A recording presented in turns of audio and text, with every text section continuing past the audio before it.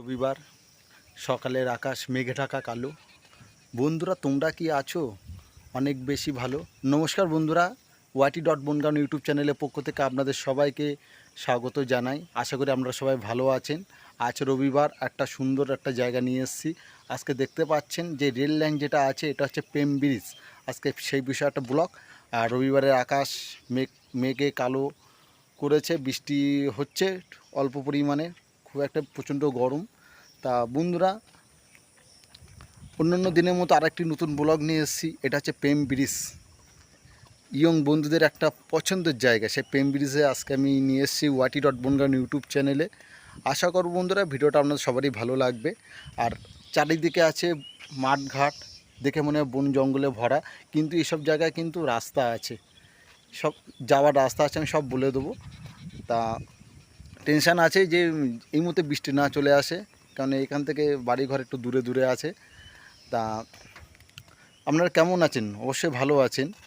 আর ওয়াটি.বনগাঁও YouTube চ্যানেলেকে 19টা subscribe হওয়ার জন্য আপনাদের সবাইকে ধন্যবাদ জানাই। নতুন চ্যানেল, মাত্র 5টা ভিডিও ছেড়েছি, এখনও ভালো ভালো ভিডিও আসছে। আর আগের যে আমার মেন যে চ্যানেলটা আছে ওই চ্যানেলটা কিন্তু season wise channel @Kunal Nath.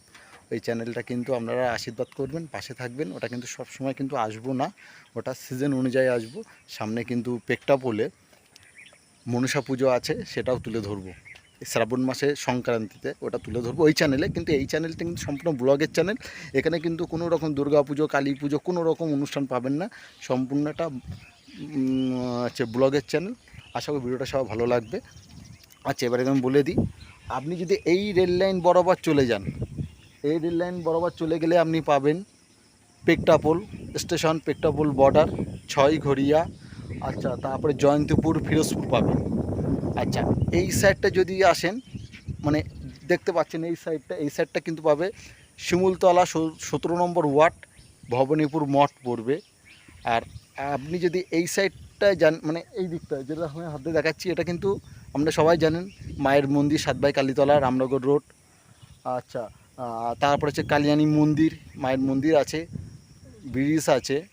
আচ্ছা, তারপরে আপনি পাবেন এখানে ইছামতি নদী।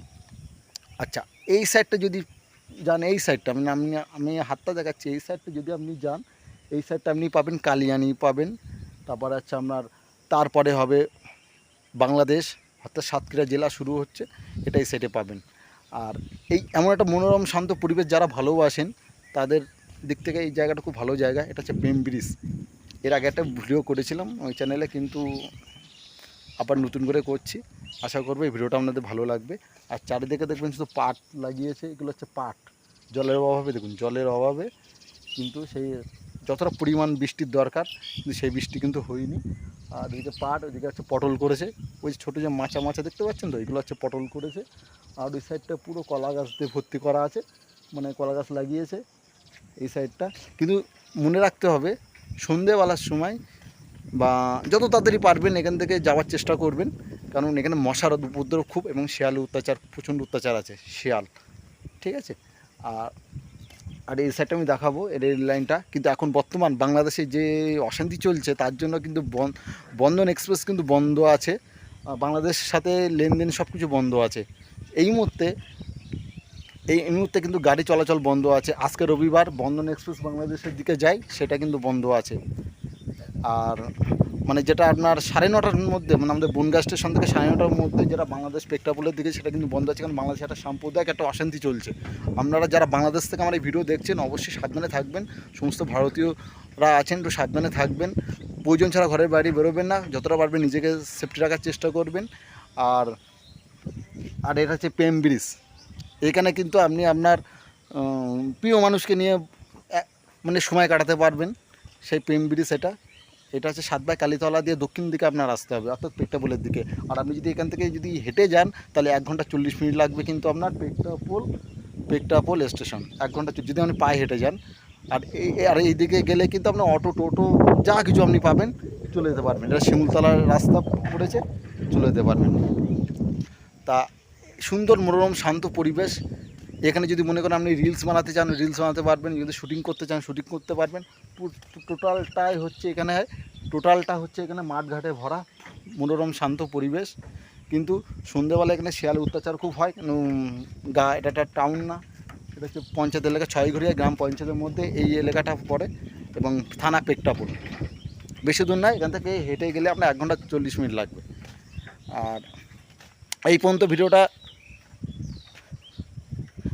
ভিডিওটা এখানে শেষ করছি। এরপর আরেকটি ভিডিও করব, তার আগে একটু জায়গাগুলো দেখিয়ে নিই আপনাদেরকে। ওয়াইটি ডট বনগাঁও ইউটিউব চ্যানেলে স্বাগত। আমরা দেখছেন পেম ব্রিজের উপর দিয়ে, এটা হচ্ছে পাট গাছ লাগিয়েছে চাষিরা, পাট গাছ। আর ওই সাইডটা হচ্ছে পটল ক্ষেত, পটল চাষ করছেন, এদিকে পাট গাছ লাগিয়েছে। এটা কিন্তু বর্ষাকালে প্রচণ্ড জল হলে এই জলগুলো মাজা সমানের উপরে, মানে একটা মানুষ ডুবে যাবে, এত জল হয় এখানে।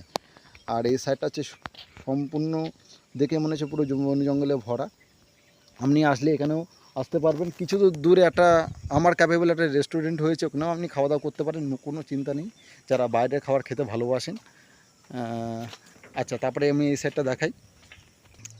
দেখছেন এটা হচ্ছে পেম ব্রিজ, এটা হচ্ছে পেম ব্রিজ নামে খ্যাত।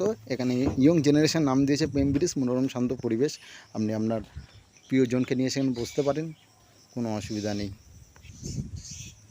চারিদিকে কিন্তু কলা গাছে ভরা, খুব মনোরম শান্ত পরিবেশ। আর এই সাইডটা হচ্ছে ব্রিজের উপরে আমি উঠে দেখাচ্ছি, এই ব্রিজের উপরে দেখাচ্ছি। এটা কিন্তু ব্রিটিশ আমলে তৈরি করা, চুন সরকি দিয়ে তৈরি করা পেম ব্রিজ। কিন্তু এখানে বন্ধুরা জলের সময় প্রচণ্ড জল হয়, চারিদিকে যে দেখাচ্ছে আপনাদের প্রচণ্ড জল হয় এই সাইডে। আশা করব বন্ধুরা এই ওয়াটি ডট বনগাঁও ইউটিউব চ্যানেলকে আশীর্বাদ করবেন। 5টা ভিডিওতে আপনারা 19টা সাবস্ক্রাইবার দিয়েছেন, আরও কিছু দেখাতে চাই। আপনাদের একটা সাবস্ক্রাইবার, আমাদের কমেন্ট, লাইক আমাদের আগামী দিনের ভিডিওতে করার প্রেরণা যোগায়। তা সকল মায়েদেরকে ধন্যবাদ জানাই আমাকে সাপোর্ট করার জন্য, এবং অনেক দাদাদেরকে ধন্যবাদ জানাই সাপোর্ট করার জন্য। সম্পূর্ণ ব্লগ ভিত্তিক চ্যানেল, এই চ্যানেলে কিন্তু কোনো রকম সামাজিক বিনোদন অনুষ্ঠান পাবেন না, এটা কিন্তু সম্পূর্ণ ব্লগের চ্যানেল। সামনে দুর্গাপুজো, কালী পুজো, লক্ষ্মী পুজো, ভাইফোঁটা সব কিছু আসছে, সব দেখাবো আমার ওই চ্যানেলে। চেষ্টা করবো এই চ্যানেলের মধ্যে ভাইফোঁটাকে তুলে ধরার জন্য, যদি সেই রকম চিন্তাধারা চলছে আমার এখন, যে ভাইফোঁটা যদি এই চ্যানেলে তুলে ধরি কোনো অসুবিধা নেই। কোনো হয়তো জায়গায় গেছি, সেই সব জায়গার ভিডিও তুলে ধরবো। তা ওয়াটি ডট বনগাঁও ইউটিউব চ্যানেলে পক্ষ থেকে আপনাদের সবাইকে ধন্যবাদ জানিয়ে এখানে শেষ করছি। আমি কুণাল আছি আপনাদের সাথে, সবাই ভালো থাকবেন, ধন্যবাদ।